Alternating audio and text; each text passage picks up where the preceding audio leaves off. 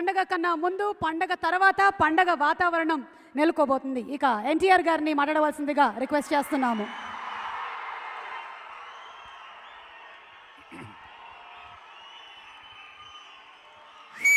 ఇక్కడికి విచ్చేసిన పెద్దలందరికీ, ఇక్కడికి వచ్చినటువంటి నందమూరి కుటుంబ అభిమాన సోదరులందరికీ నా అభివందనం.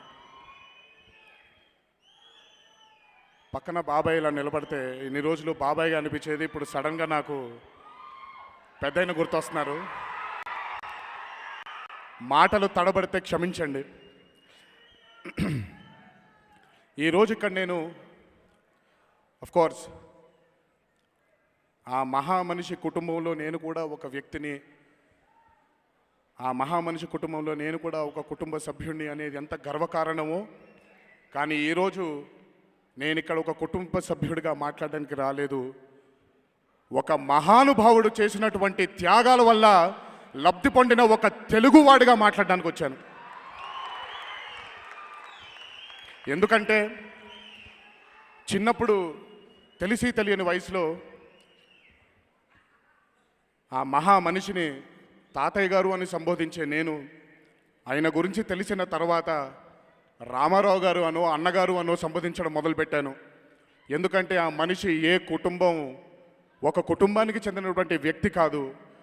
తెలుగువాడిగా పుట్టిన ప్రతి ఇంటికి, తెలుగువాడిగా పుట్టిన ప్రతి ఒక్కడికి చెందినటువంటి ఒక ధృవతార, విశ్వవిఖ్యాత నట సార్వభౌమ, నటరత్న, పద్మశ్రీ డాక్టర్ నందమూరి తారక రామారావు గారు. ఎన్నో కథలు విన్నాను ఆయన గురించి. నాన్న చెప్పినప్పుడు, అమ్మ చెప్పినప్పుడు, అప్పుడప్పుడు బాబాయ్ చెప్పినప్పుడు, మా బాబాయ్లు చెప్పినప్పుడు, మా అత్తలు చెప్పినప్పుడు. కానీ ఎంత విన్నా నాకు తెలిసి ఆయన చరిత్ర గురించి మనకి తెలియాల్సింది చాలా మిగిలిపోయి ఉంది. నాకు ఎప్పుడు అనిపిస్తూ ఉంటుంది, వాల్మీకి మహర్షి రామాయణం రాసే ముందు బహుశా ఎవరో ఒక వ్యక్తి ఆయన అడుగుంటారేమో, అయ్యా ధర్మం మూర్తి భవించేలాగా, ధర్మం కనబడేలాగా, మనకి నిలువెత్తు ధర్మంతో ఏ మానవుడు ఈ భూలోకంలో లేడా అని. ఎందుకు లేడయ్యా, అదిగో శ్రీరామచంద్రుడు అని చెప్పి రామాయణం రాయడం జరిగింది. ఆయన అవతారాన్ని వదిలేసిన తర్వాత మన తెలుగు వాళ్ళందరూ కూడా అడిగారేమో, మళ్ళీ అలాంటి ధర్మమూర్తిని మనం చూడమా, మళ్ళీ అలాంటి ఒక గొప్ప వ్యక్తిని మనం చూడలేమా అని ప్రతి తెలుగువాడి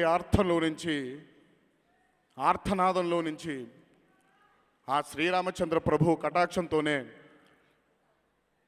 1923 మే 28న నిమ్మకూరు అనే గ్రామంలో ఒక ధృవతార వెలిసింది.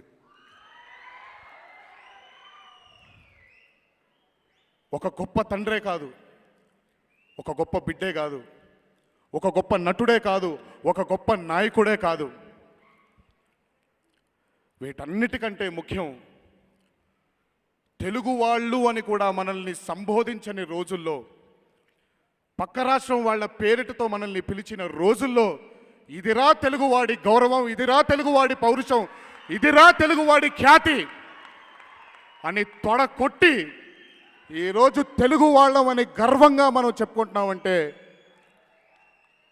దానికి త్యాగం చేసిన ఎందరో మహానుభావులు. అందులో నందమూరి తారక రామారావు గారు ఒక ప్రముఖుడు.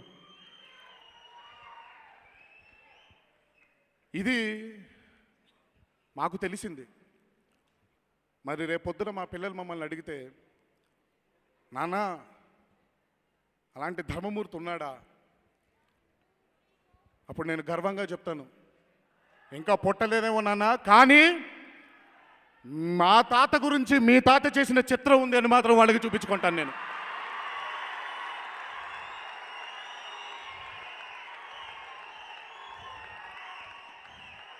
ఆ మహానుభావుడి చరిత్ర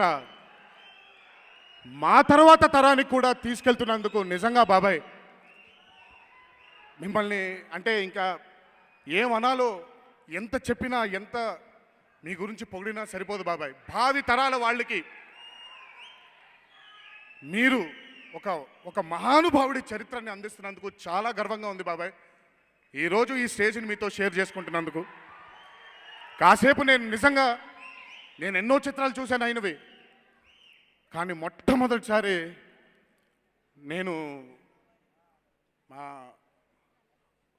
మా తాతగారిని చూసుకున్నాను ఆయనలో. ఈ చరిత్రని భావితరాలు వాళ్ళకి అందిస్తున్నందుకు ఈ చిత్రం విజయం సాధించాలి అని నేను కోరుకోనండి. ఎందుకంటే ఈ చిత్రం విజయం సాధించాకే మొదలైంది.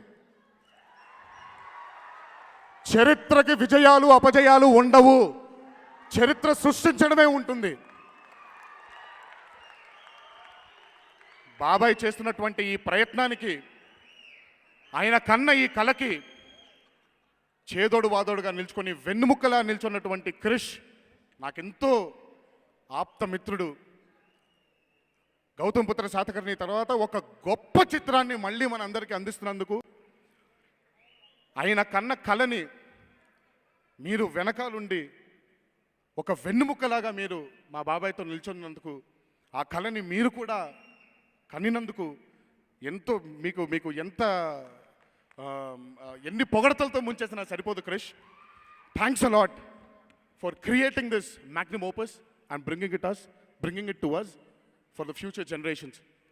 అలాగే క్రిష్ గారితో పాటు కీరవాణి గారు, అలాగే సాయి మాధవ్ బుర్రా గారు, అలాగే జ్ఞానవేల్ రాజా గారు. ఐఎమ్ సారీ అండి, చాలామంది పేర్లు మర్చిపోతే నన్ను క్షమించండి.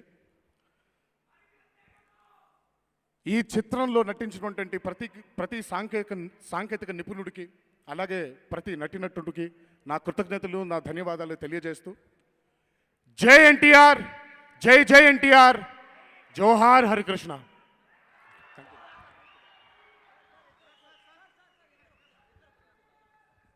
కళ్యాణ్ రామ్ గారిని కూడా ఒక ఫోటో కోసం వెళ్ళవలసిందిగా రిక్వెస్ట్ చేస్తున్నాము ఫర్ అ పిక్చర్.